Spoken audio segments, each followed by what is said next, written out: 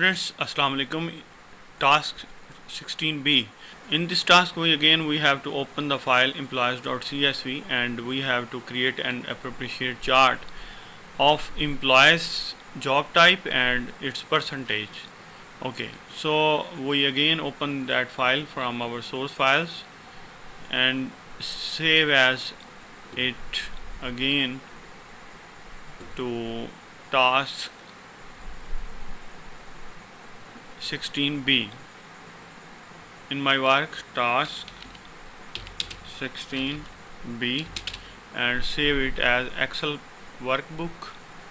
And now I have to create a job title and I have to select this percentage column.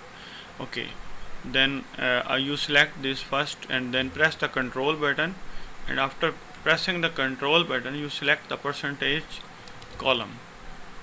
Now you again go to the insert and click on the pie chart.